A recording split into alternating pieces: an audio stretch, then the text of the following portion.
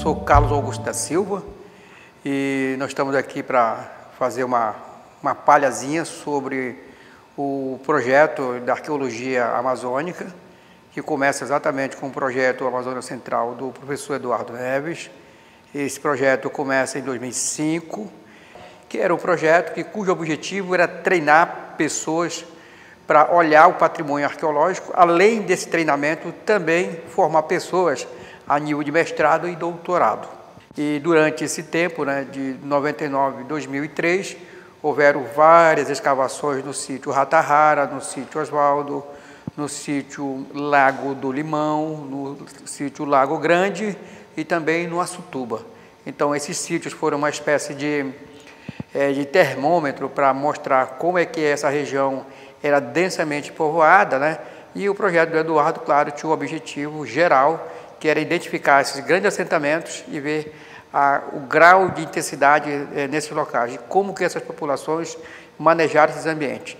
E durante essas etapas, várias publicações foram saindo, e aí veio, já nos anos de 2000, 2001, 2002, um projeto chamado de Piatã, sobre a responsabilidade de dois professores da Universidade Federal do Amazonas, o professor Carlos Edivar e o professor Alexandre Rivas. Esses dois professores faziam, a cada semestre, eles faziam uma viagem na calha do Solimões do Amazonas, saindo de Manaus e iam até Coari. Para que isso? Para evidenciar as potências existentes nas comunidades e, além dessas potências, qual era o grau de interferência que o transporte do gás natural ou o petróleo aferia a essas populações durante a descida e a subida. E, a partir de 2001, a equipe do Museu Amazônico, mediante uma prévia conversa com o diretor do museu, na época era o professor Balcar, aí o professor Balcar me solicitou, fizemos uma reunião, aí a partir dessa reunião, dois pesquisadores vieram do projeto Piatã para conhecer não só as instalações do museu, mas também conhecê-lo, o trabalho que estava sendo realizado já pela Divisão de Arqueologia. E a partir desse encontro, saiu uma proposta que na etapa de 2001, setembro de 2001, eu seguisse nos alojamentos da embarcação para tentar chegar até os sítios que eles tinham identificado na calha do rio Solimões, Amazonas. Então, foi a partir desses dois eventos que saiu o terceiro projeto, que foi o gasoduto Coari-Manaus. Então, o gasoduto Coari-Manaus começa, isso já em meado de 2004, num projeto que foi chamado de pré-comunicação, e durante essa pré-comunicação foi novamente feito todo um levantamento dessas áreas de potencial arqueológica, e eu e o arqueólogo Fernando Walter, nós acompanhamos novamente a equipe e fomos identificando em todas as comunidades por onde passaria a faixa do gasoduto, identificando essas áreas de potencial arqueológico. E nesse momento, as comunidades foram ouvidas e o Fernando e eu fomos identificando os sítios, e à medida que foram identificando os sítios, mostrando o que era um sítio arqueológico para uma comunidade, o que representa um sítio arqueológico, qual é o papel de preservação do sítio arqueológico.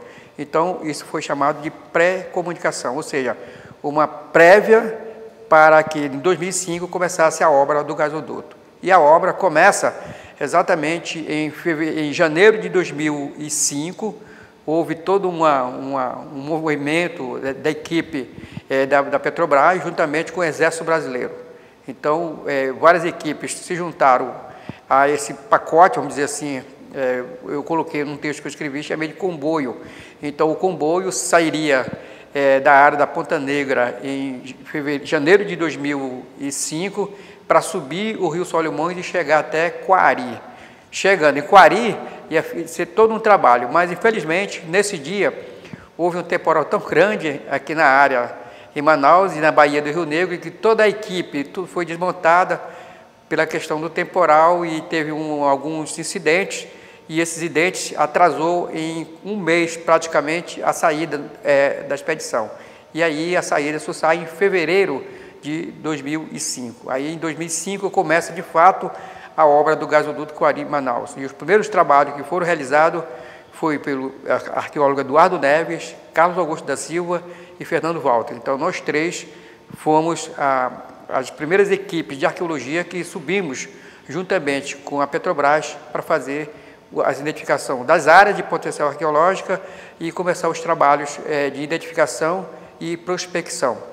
Nesse momento, o Eduardo faz uma equipe, e nessa equipe que eu tenho lembrança aqui, Helena Lima, Fernando Walter, Clyde de Paula, Anne Pidaniel, o Fábio Urguela, o Cazu, Elaine.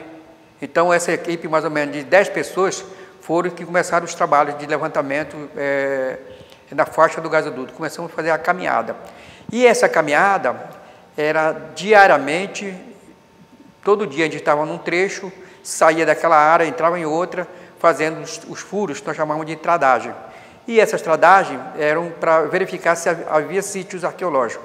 E nessas tradagens foram identificados vários sítios e, posteriormente, feito esses trabalhos de identificação, veio o que nós chamamos na arqueologia de resgate arqueológico. O resgate é escavações densas, com muita atenção para recolher o material que está sendo retirado do sítio arqueológico.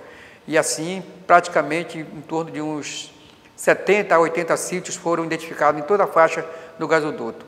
Então, essa faixa inicial começa a partir do terminal Solimões e chega até a clareira 32, que está de frente ao mercado Adolfo Lisboa. Mas, como o gasoduto saiu do Polo Arara, lá onde está a bacia petrolífera, então o IPHAN exigiu que os trabalhos também se estendessem até Urucu. Então, a partir daí, a equipe do professor Eduardo vai até o campo de Urucu e começa novamente todo um trabalho de identificação. Isso já havia um trabalho realizado no Polioduto em 96, 98. Então, novamente, o projeto Coari-Manaus vai nessas áreas, identifica e faz todo um levantamento e resgate do material arqueológico. E esse material, ele chega a Manaus via barco e é transportado para uma casa que foi chamada Casa Tiradentes. Essa Casa Tiradentes ficou por muito tempo, de 2005 a 2011, aqui em Manaus, num bairro chamado de Bairro Tiradentes, e essa coleção ficou sendo trabalhada esse tempo, de 95 a 2011. 2011 acaba o contrato da Petrobras e toda a coleção do gasoduto Coari-Manaus e também do PAC, de alguns sítios, vieram para a UFAM. Chegando na UFAM, ainda não tinha um laboratório específico, então a coleção foi dividida em 4 partes. Uma ficou no laboratório B, o outro ficou no C, e 2 partes da coleção veio para o laboratório que ainda estava incipiente.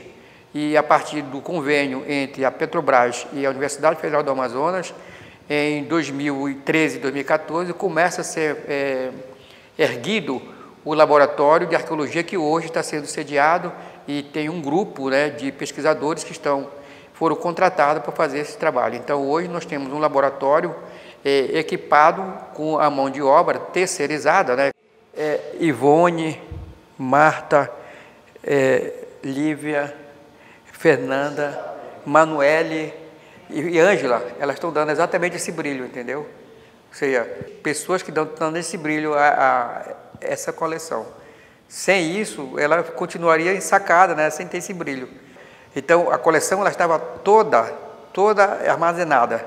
Hoje, ninguém pode olhar e dizer que ela está armazenada, mas ela está com um brilho que é essa voz que elas estão dando na coleção. Ou seja, não tem uma exposição. Ou seja, as peças vão ser expostas. Então, nesse trabalho, o que nós temos desse trabalho reunido é a história do homem que viveu nesse espaço por onde passou os tubos do gasoduto. Então, hoje nós temos tubo enterrado e cultura material do homem da Amazônia pré-colombiana. Então, isso é maravilhoso. Então, o nosso trabalho aqui é exatamente tentar descrever e transcrever como essas populações viveram nesse espaço que hoje tem esses tubos enterrados. Então, uma memória sobre outra memória, que é os tubos e a cultura material que estão hoje no laboratório. Então, tudo isso, para mim, é maravilhoso de se estar se reconstruindo essa história praticamente em 2 décadas, fazendo todo esse trabalho de reconstruir essa história do homem a partir desses trabalhos que foi alimentado pela Petrobras, junto com a Universidade Federal do Amazonas e a USP, Universidade de São Paulo.